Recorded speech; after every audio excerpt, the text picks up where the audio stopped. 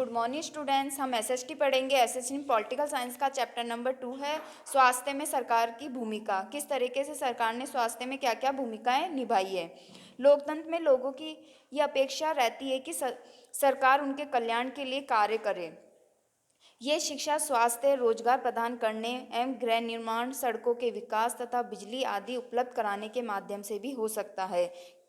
इस अध्याय में हम स्वास्थ्य के अर्थ और उससे संबंधित समस्याओं को जांचेंगे। इस अध्याय के उपनिवेशों को देखेंगे। आपके विचार में ये विषय सरकार के काम से किस प्रकार से जुड़ा हुआ, किस तरीके से सरकार से जुड़ा हुआ है।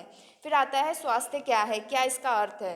स्वास्थ्य के बारे में हम अनेक प्रकार से सोच सकते हैं। स्वास्थ्य का अर्थ है हमारा बीमारी और चोट आदि से मुक्त रहना, कि हमें किसी तरीके से बीमारियां नहीं होए और किसी तरीके से चोट भी नहीं लगे। लेकिन स्वास्थ्य केवल बीमारियों से संबंधित नहीं है। आपने उपयुक्त इलाज में से केवल कुछ स्थितियों को ही स्वास्थ्य से जोड़कर देखा होगा। प्राय हम ध्यान नहीं देते कि उपयुक्त हर स्थिति का संबंध स्वास्थ्य से है। बीमारी के अलावा हमारे लिए उन कारणों पर भी विचार करना आवश्यक होता है जो हमारे स्वास्थ्य पर प्रभाव डालते हैं। जैसे उदाहरण के लिए, यदि लोगों को पीने के लिए स्वच्छ पानी और प्रदूषण मुक्त वातावरण मिले तो वे सामान्यतः स्वस्थ ही रहेंगे। स्वच्छ पानी मिलेगा, प्रदूषण मुक्त वातावरण मिलेगा तो वह कैसे रहेंगे, हमेशा स्वस्थ ही रहेंगे।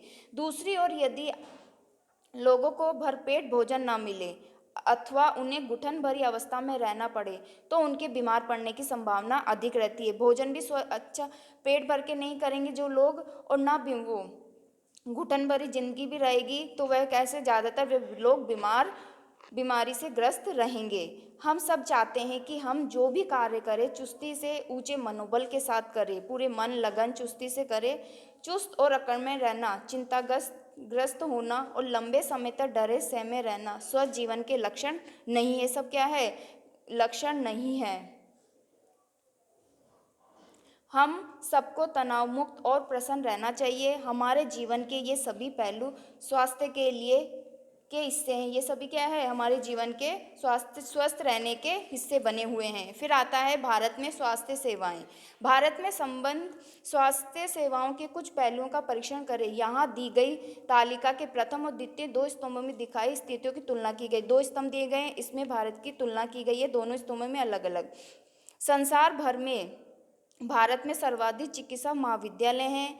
यहाँ सबसे अधिक डॉक्टर तैयार किए जाते हैं। लगभग हर वर्ष 30,000 से अधिक नए डॉक्टर योग्यता प्राप्त करते हैं। अब दूसरे स्तंभ में देखते हैं इसके अकॉर्डिंग।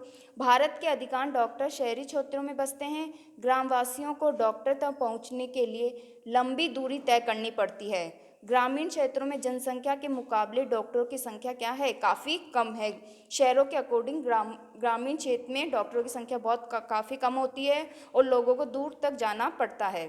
फिर पिछले वर्षों में स्वास्थ्य सेवाओं की सुविधा में काफ़ी वृद्धि हुई है। सन 1950 में भारत में केवल 2,717 अस्पताल थे, जो 1991 में 11,174 अस्पताल थे और सन 2017 में से बढ़कर 23,583 हो गई ये संख्या।